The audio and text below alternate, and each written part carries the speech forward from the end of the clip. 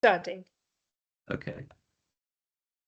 Assalamualaikum everyone. Welcome to the first career exploration session on consultancy. And for today we'll be doing renewable energy consultancy, for which from Decerna we have Taha Butt and John joining us. And now over to you, Taha.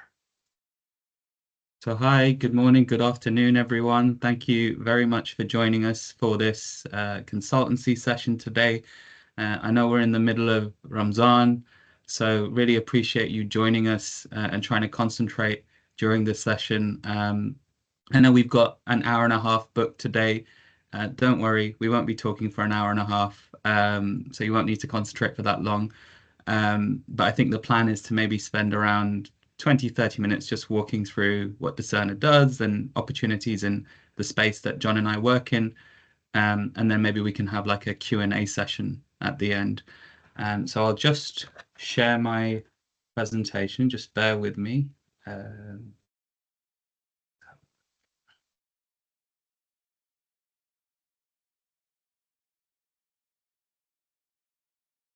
Right, so can everyone see my screen? Just give me a thumbs up if you can see it. Brilliant. Okay, great. Yep, we can see it. Okay, great. So we'll start off by just handing it over to John just to introduce himself. Okay, thank you, Taha. My name is John Dixon. I'm the head of group for the Grid Scale Technologies section of Decerna. As you can see from the slide there, I bring 25 years of electricity industry experience to Decerna for the grid consultancy and development work.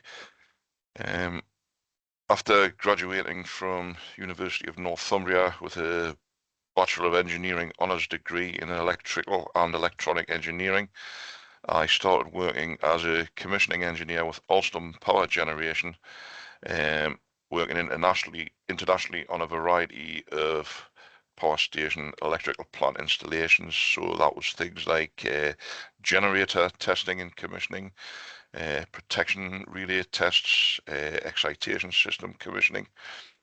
Then after that, I went to work for the local distribution network operator in the northeast of England, Northern Power Grid. I spent 18 and a half years there as a senior connections design engineer, where I designed electrical connections across the full voltage range of their network from 230 volts single phase up to 132,000 volt three-phase connections. This experience has allowed me to join Decerna as a principal engineer first last August, and then upon retirement of the previous head of group, I was promoted to that role just in the last few weeks. So my experience in grid connection for renewable energy spans from the initial feasibility studies, that was basically just having a quick look at the customer's requirements and basically writing a short report just to explain how feasible we believe that connection is from the information that is available in the public domain from the various network operators.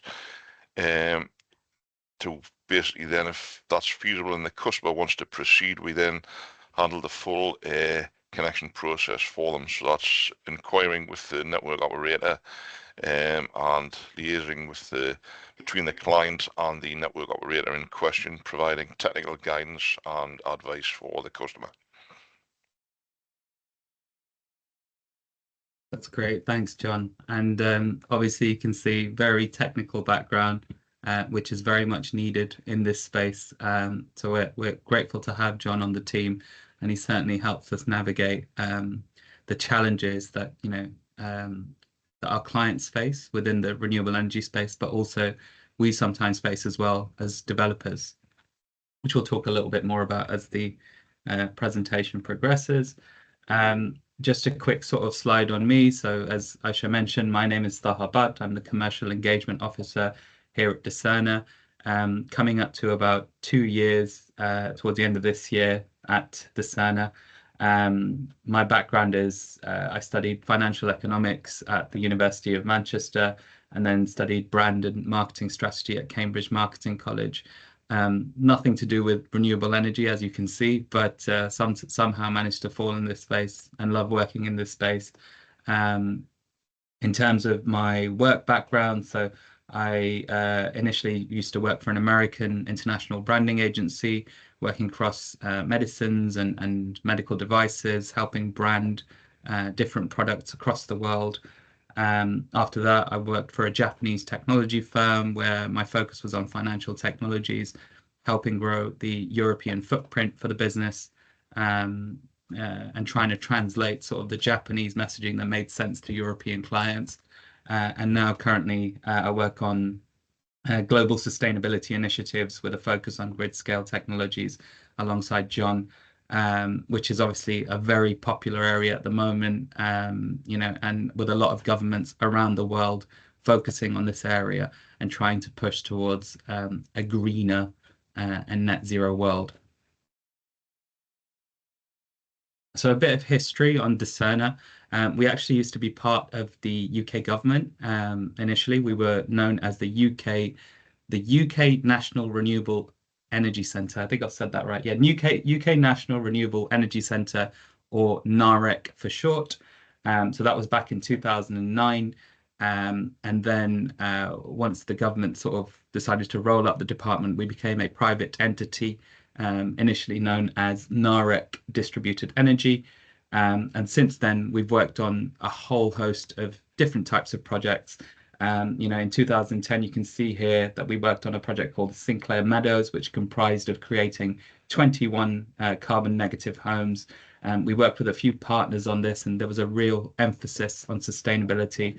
And if you just Google Sinclair Homes, you can see that was merging not just sort of using sustainable measures, but also creating something that looked nice, which can be challenging because I think there was a lot of back and forth with the architectures about how we should do this and how it can be sustainable. But we got there in the end, and I think it won a few awards as well. In 2012, so as I mentioned, we became the private entity known as NAREC Distributed Energy, or NAREC DE. In 2019, as part of an additional part of the business, we created Gigabox Developments, which is the development side of the business.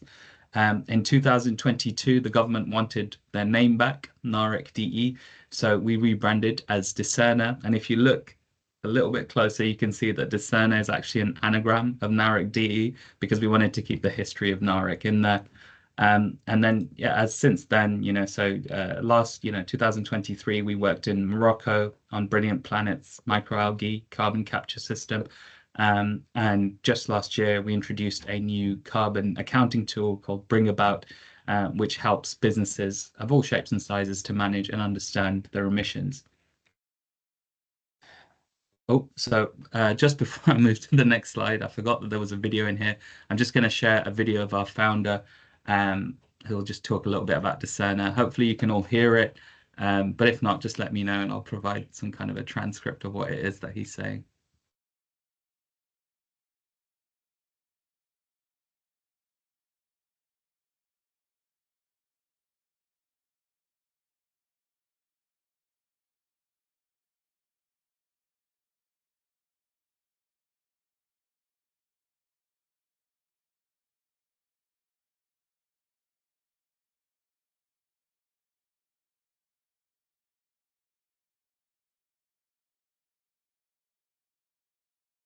Okay, I've just seen a message that's come through saying no sound, so that's great. So I'll share a transcript of what Tom's saying there. But it's kind of sort of what I've just said already, and just that we look forward to hearing from you. But I'll share this presentation afterwards as well, so everyone has it, and then I'll share the transcript. This is just a slide representing the partners that we work with. So we work with small to medium enterprises such as local cafes and restaurants, all the way up to the big multinationals, the big consultancies. So you can see PwC there, you can see Amazon there. Our projects range of all different shapes and sizes. And we're fortunate because it keeps things exciting, keeps us on our toes, and brings lots of great projects our way. Get to the next slide. Just a quick slide on our mission. So in terms of our vision, mission, and purpose, we will partner with people who are committed to making a difference, sharing our knowledge and expertise, and providing support and guidance. We want to create a world that has moved beyond just talking about decarbonisation to one that is actually taking every opportunity to decarbonise. And our purpose is here to help our partners make a difference for their customers and their bottom line and the planet. In terms of how we operate from a consultancy point of view, this is split up across 4 different business areas. So John and I have a focus on utility scale, which is, with a focus on renewable energy, grid infrastructure. And this isn't just for our clients, but it's for ourselves as well. So I mentioned at the start that we are a consultancy, but we also develop our own renewable energy assets as well. I think it's mentioned in this slide, but if not, I'll share some more information on that afterwards. We also offer smart home field trials, so we have the capability to take an initial concept through to pilot phase into a full citywide smart home trial. So if, for example, somebody is looking to invest in a particular technology and they need data on how that technology will do, we can roll it out, test it, and provide the necessary data and reporting to be able to gain investment for that technology. Another side of the business is, of course, looking at net zero and the built environment. So how can we make, buildings, for example, how can we make them more sustainable? We do this through energy audits, techno-economic feasibility studies, and a range of technologies to help lower costs and carbon footprints.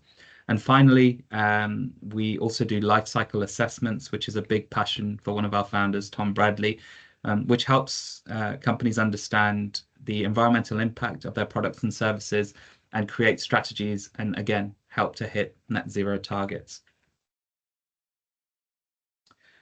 This should say, what do I do? But this should say, what do we do? But I think it just says, what do I do? But this is essentially what my role involves.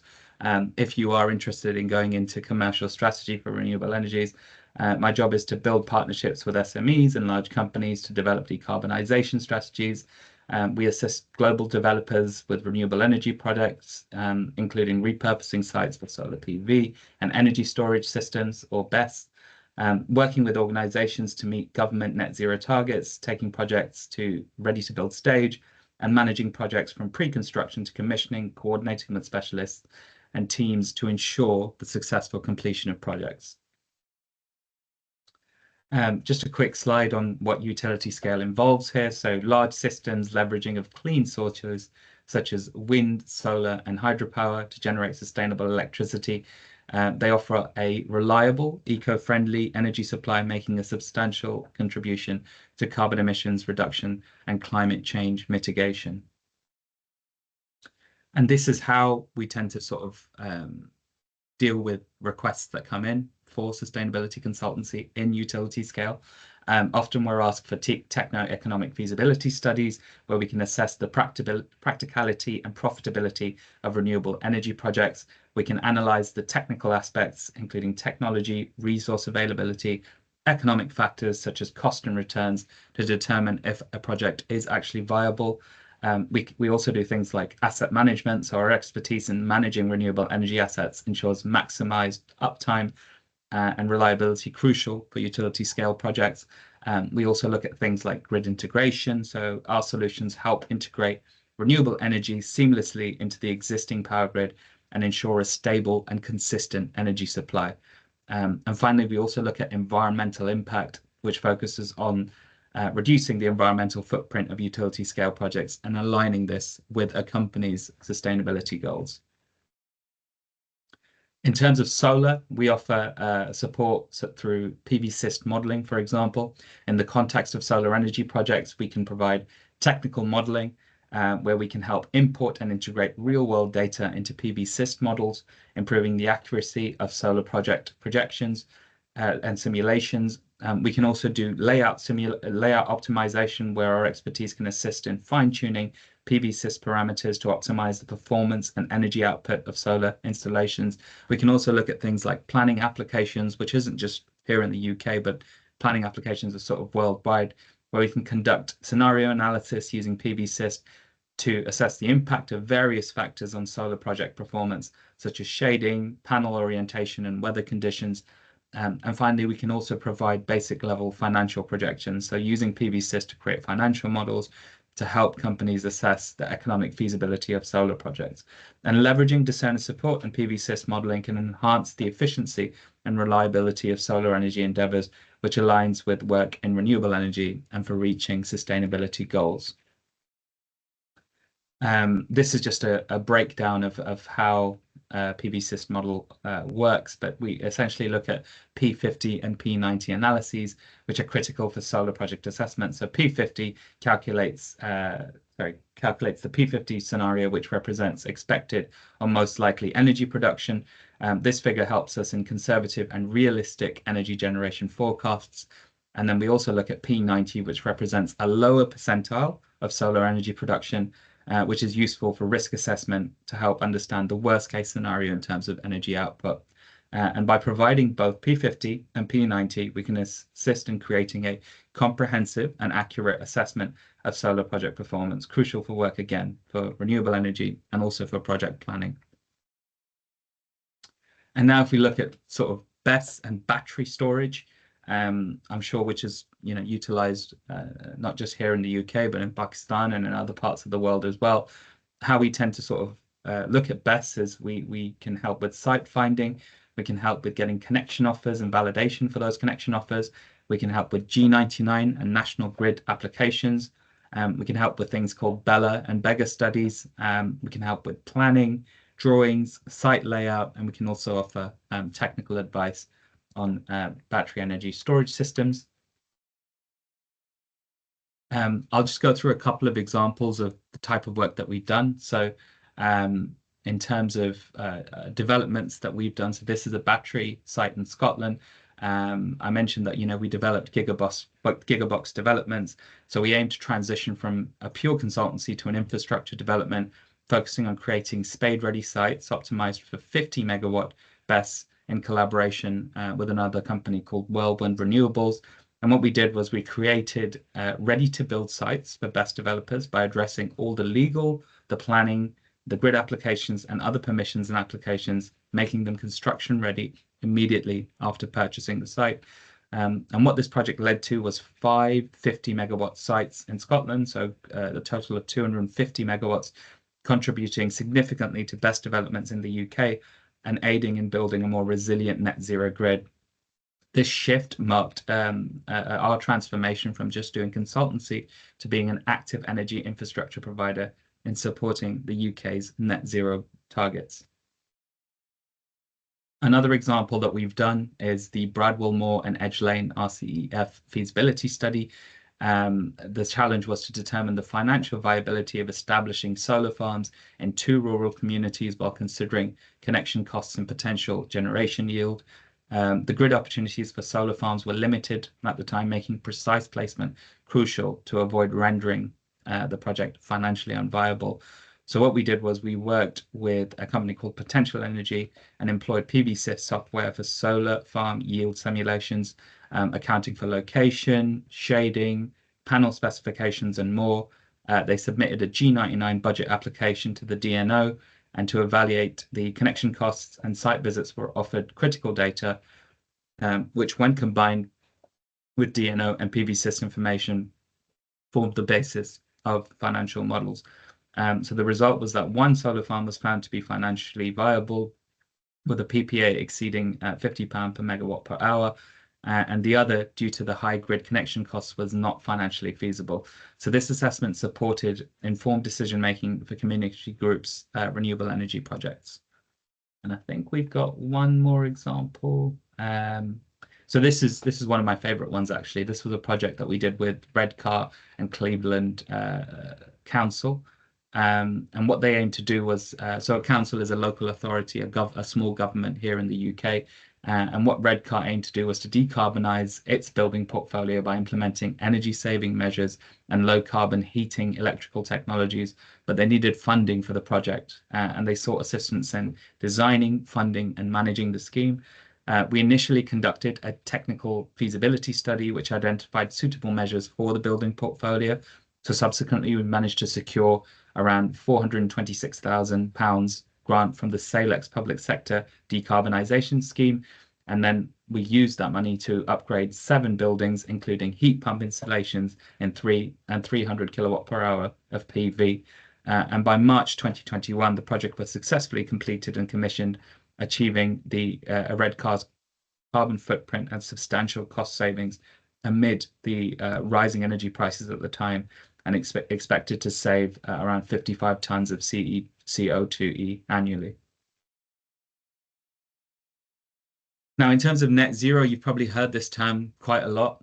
It's achieving a balance between greenhouse gas emissions produced and removed from the atmosphere. By the middle of this century, the world must reduce emissions to as close to zero as possible, with a small amount of remaining emissions absorbed through natural carbon sinks like forests and new technologies like carbon capture. So if we're successful in achieving this, global emissions of greenhouse gases will be net zero. For a business, this means a state when the organization has reduced its Scope 1, Scope 2, and Scope 3 emissions following science-based pathways, with any remaining residual greenhouse gas emissions being fully neutralized by permanent or for like removals exclusively claimed by that organization. In terms of how we tend to pan out the journey to net zero, we will look at things like carbon footprinting, carbon reduction plans. I mentioned about life cycle assessments.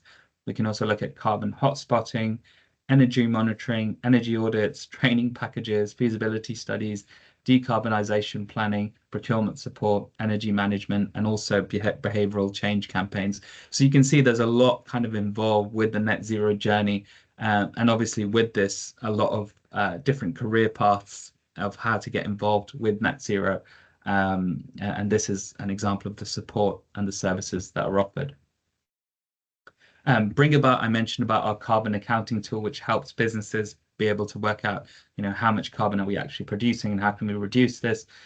So this tool will provide Scope 1, 2, and 3 emissions reporting. It will provide PPN 0621 carbon reduction plans. It will help businesses set targets, and it can also help with flexible calculation methods and simple access via a web browser. A quick note on life cycle assessment. So, I mentioned what it was, but it follows the standards of ISO 140, 144, and there's a lot of methodological variation possible within these. And due to these differences, it's always informative as a comparative method rather than just a straight up figure. And this is just a quick note on how ISO standards work. So they contain a basic methodology of 4 interrelated phases, large room for maneuver within these standards, leading to incomparable LCAs. So you can look at the framework here, and the direct applications can be product development, improvement, strategic planning, public policy making, marketing, and others as well. And again, just talking about ISO standards, goal and scope 1 of 2. So the goal of LCA states the intended application, the reason for carrying out the study, the intended audience, i.e. to whom the results of the study are intended to be communicated, and whether the results are intended to be used for comparative assertions intended to be disclosed to the public. And it's important that the scope should be sufficiently well defined to ensure that the breadth, depth, and detail of the study are compatible and sufficient to address the stated goal. So how does this all relate to Pakistan? Well, and I want to apologize if some of these figures might be slightly wrong. This is kind of what John and I have reviewed in terms of what we've seen, but we understand that the current status, the grid capacity is 41,000 megawatts. Renewable usage, I think, is around 2,100 megawatts, which only seems like 5%.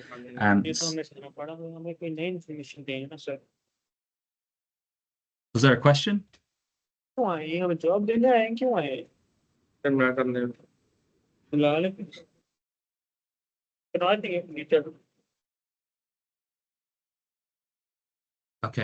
I'm not sure if that was a question, but just let me know if there is, or feel free to just put something in the chat. But anyway, this is what we see in terms of the opportunity at Pakistan. It's an ideal geographic location for solar, 2,000 hours of annual sunlight, strong wind corridor, consistent 5-7 ms, coastal winds, and a strategic position for energy to export to China and Central Asia. We know that there's a young workforce in Pakistan, and there's a growing technology ecosystem. There's a big sort of untapped potential there. So 2.9 million megawatts of solar potential, 340,000 megawatts of wind potential, and also the utilization is just very small as it seems at the moment.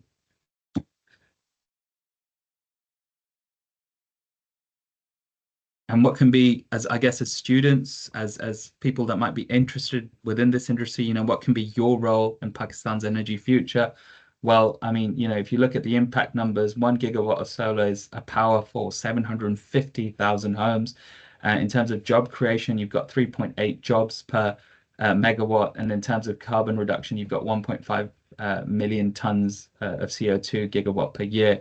And what this means is in terms of career paths, you can go into project development, you can go into energy trading, you can go into grid integration, you can go into policy and regulation. And why this matters is because Pakistan needs 40,000 renewable energy professionals by 2030. Your generation will lead Pakistan's energy transformation, and there's a real opportunity to create solutions for 220 million people and be part of the $50 billion market opportunity. And then I'll just finish off by talking about our company and how this sort of the different expertise sort of joins up. So you've got people in commercial such as myself, you've got John, who's more of a technical background, you've got construction specialists, PhDs, economists. We've got a real mix of people from lots of different degrees, lots of different backgrounds, because it does involve so many roles. It does involve so many different types of expertise that's needed. So keep that in mind when you are looking to enter this industry. And that's about it, really. I've got a QR code here which you can scan, which has my details if you've got any further questions. But yes, that's about it. And I guess we'll take any questions now. So let's have a look. I'm just going to have a quick look at the chat. So some people requested the transcript for Tom, so I'll send that over after to Aisha, and then Aisha can share that afterwards. Let's have a look. Positions would be remote. Yes, there are a lot of positions that are remote for Pakistan-based employees. At the minute, our focus is here in the UK. We are in an exciting phase for Decerna, where we're considering growing in lots of different countries across the world. So right now we're in this sort of economic phase of working out whether or not that's feasible. But remote positions are certainly considered here at the company. I mean, even though we're both in the UK, we're actually on opposite ends of the UK.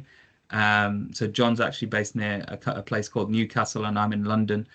So I tend to work remotely a lot of the time. Right, okay, so we've got a question from Iman. Go ahead, Iman. Yes, am I audible? Yes, I can hear you.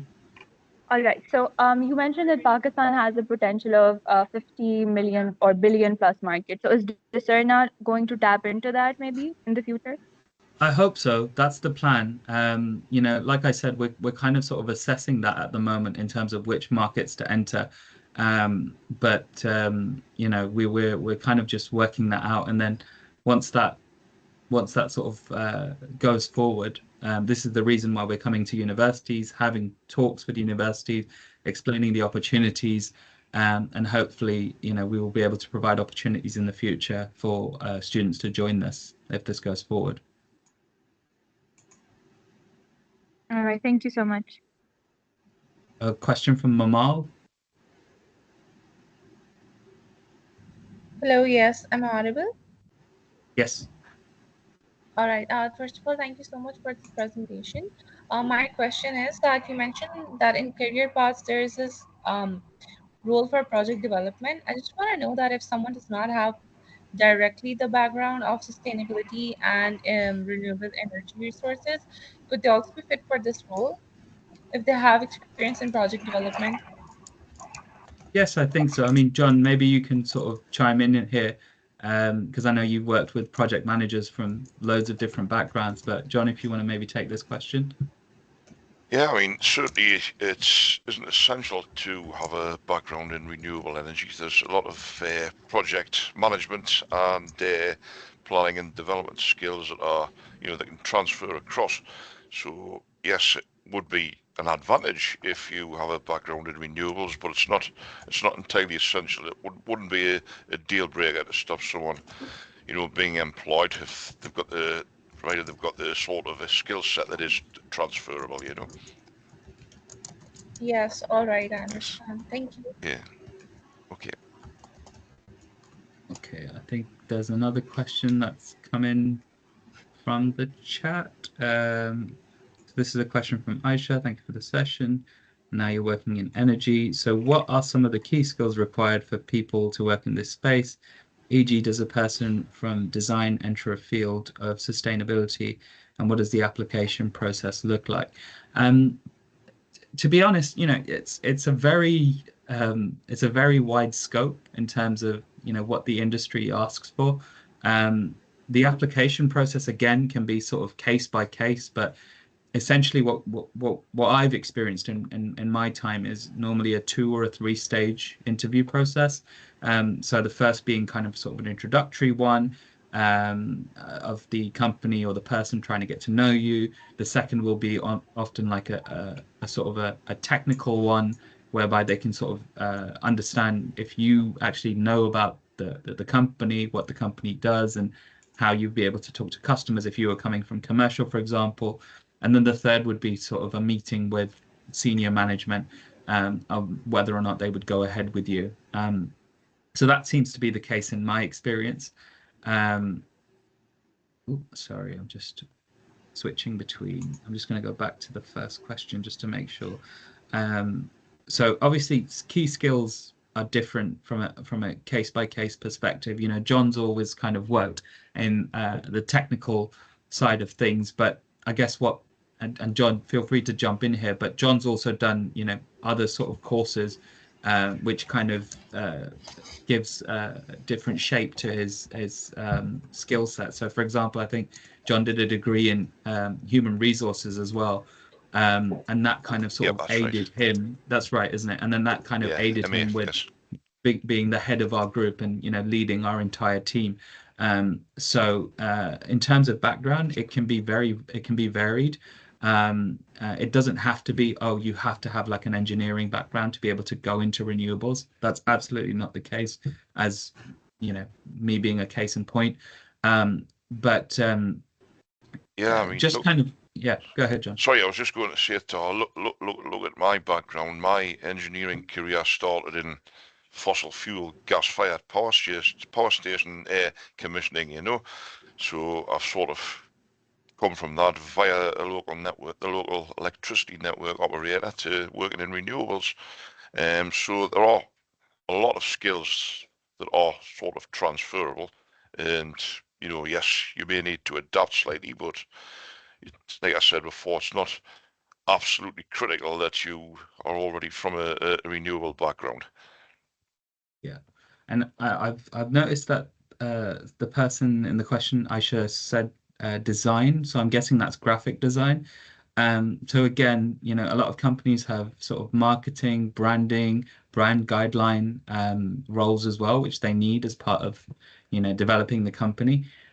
So again, as long as you've got a good portfolio or some good experience, or you can sort of demonstrate your talents in design, that's something the company would certainly consider when bringing you in. Because you've got to think, if if a company's just constantly hiring engineers to design and brand their products, they're going to almost look the same across the board. So they want people with different backgrounds, with different degrees, with different experiences to come in and position their company in a way where the marketing, the brand, the design makes their company stand out. So this is all considered when companies are looking to hire within this space.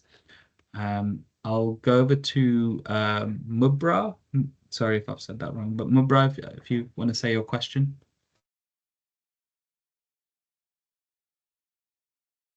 Yes, hi. I'm here with Daniel, so he's going to ask a question. Okay. Hello. Thank you, Taha. Thank you, John, for a great presentation. So Mubara and I, we are also working on a project. Basically, what we want to do is that, first of all, start with the measurement of carbon emissions of a company, and then like from that build on to optimizing or to optimizing their portfolio. And along with that, in the longer run, we want to tap in the voluntary carbon market of trading markets. So, do you think Pakistan, how much time would it take, or according to your perspective, or according to your analysis, how much time would it take for Pakistan to be able to tap into that economy, or what should be the first steps that we as as we should take for this project, and where do you think exactly the opportunities would lie in these two particular aspects? It's a great question. I think it would have been useful to have one of our energy efficiency team members on this call, because they'd be able to help out on this. But I will say that the carbon accounting tool that we've been working on, it's been a few years. It's taken a lot of time, a lot of market research to fully understand the needs of customers to be able to put that tool together. And even now, it's still going through the testing phase, and we're regularly rolling out webinars for people to be able to use this tool. So in terms of the opportunity in Pakistan, I'll have to get back to you on that if that's okay. But you know, from what we understand, there is a large opportunity there. There certainly seems to be here in the UK and other economies that we're involved with, in terms of understanding, you know, what the carbon emissions are and how these carbon emissions can be reduced. But I would, you know, so for example, the carbon accounting tool that we put together has taken around 3 years to put together, and it's still kind of ongoing. So there is a lot of patience required. There is a lot of, you know, market research, a lot of testing, a lot of understanding what it is that people need from these tools and how people will interact with these tools. So from what it sounds like, you're certainly doing things in the right direction. But if you could just send me maybe a message, maybe on LinkedIn, just sort of repeating this, I can check with our energy efficiency colleagues and hopefully give a more informative answer on this. Thank you so much. Thank you for that. No worries. Okay, so I've got this long question here. Briefly touch upon technical and non-technical career paths in the renewable energy sector, building a career in renewable energy, and opportunities in UK. So maybe I'll go back a couple of slides. Hopefully my screen is still sharing. But let's have a look. Still got the...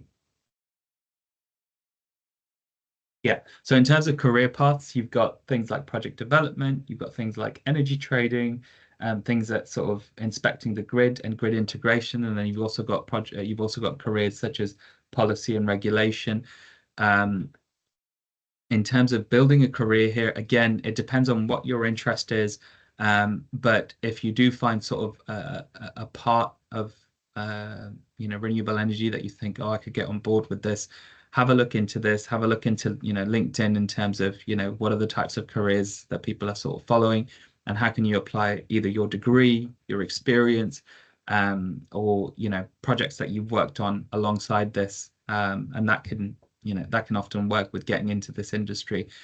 So again, if I use myself as an example, you know, my career's generally sort of been around partnership development, and as a consultancy, you know, that's what we're looking to do. We're looking to build partnerships with small to medium companies all the way up to multinationals. So I'm applying my skill set of working in different markets with different types of companies, and trying to get meetings, conversations within people within the industry, so that we can assist them from a consultancy point of view. I'll also mention about my colleague, John Cooper, who is a construction manager here. Again, he didn't have specific construction experience within renewable energy, but he had a lot of construction experience across lots of other different types of industries, and he applied that to renewable energy. And because of, you know, processes such as REBA that could be applied to renewable energy, he was able to get into this sector as well. A quick, just a sort of reminder on opportunities within Decerna UK. So we are kind of in that scoping phase of understanding the market opportunity. So if we do open an office in Pakistan, or if we do look at sort of remote employees from Pakistan, we'll certainly provide these opportunity to LUMS, and hopefully that will be sort of shared with you guys. I think I've already kind of touched upon technical skills for a career in sustainability. So, let's see here. It says specifically with a political science background, tailoring skill sets and accordingly. So this kind of fits in with the final point, the career paths being policy and regulation. So obviously policy and regulation, not just here in the UK, but across the world, is constantly changing within this sector. How can things be made easier for businesses to head more towards, net zero, to being more renewable, to being more green, etc. Political science is obviously something that could be very easily applied to that in terms of being able to, look at policy, understand policy, how that applies to not just local authorities, but national governments as well. And, that I suppose is a way that could be applied to sustainability. But just to, again, highlighting, I'm not a technical person, so technical skills are not required for a career in sustainability. There's lots of careers out there. We've talked about obviously engineering careers, but also we've talked about marketing, branding, policy, procurement. There's so many, and I can certainly come up with a list and share that with students after. And I'm just thinking, is there any other questions? Oh, okay. Mohammed? Yeah, hi Taha, hi John, thanks for the presentation, it was great. So my question is mostly, and sorry for this if it's been answered before since I joined a little late. I'm not a student, I currently work full time. So I am a management consultant right now, and I'm familiar with, switching fields entirely since I work in public health and I had a degree in law. And so like my aim was always like to work in like environmental consulting or sustainability consulting. And this seems like almost right up my alley. Like I saw this email and immediately registered for this meeting. So I just wanted to ask what the timeline looks like for when and if you start hiring for Pakistan, and where the opportunities will be posted. Should I keep like a check on LinkedIn or the website? Like any details on that? Thanks. So again, thank you for your question. Yes, so I think again we're kind of in the scoping phase at the minute of understanding which economy to enter next. Pakistan is certainly on the books in terms of economies that we're currently considering for opportunity.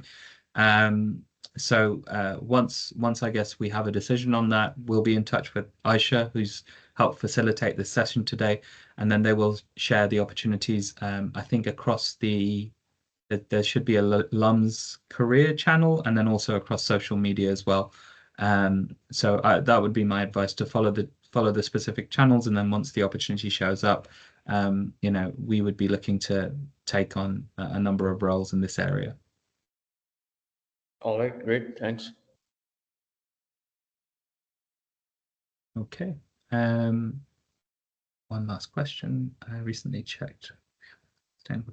Seem pretty low. What would your take on this be?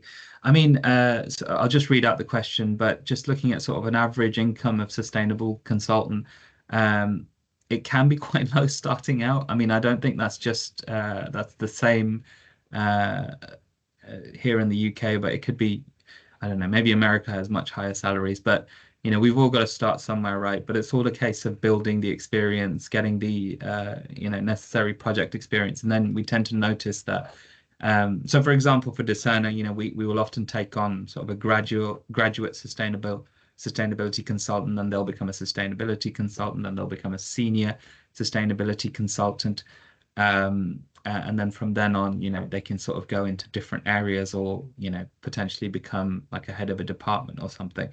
And we tend to notice that, yes, it does start off low across the board, but because there's such a demand for employees within this sector, we tend to find that the salaries tend to go up quite quickly in a short space of time.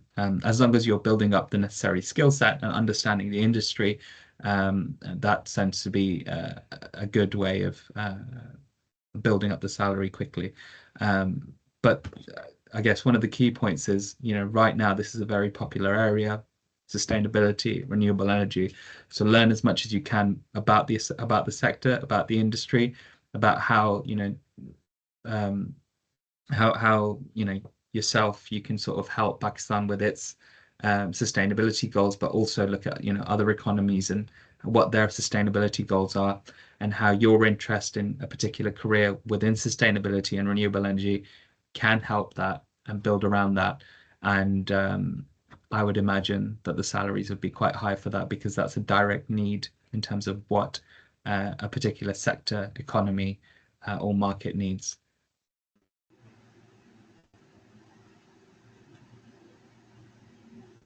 Okay. Any other questions?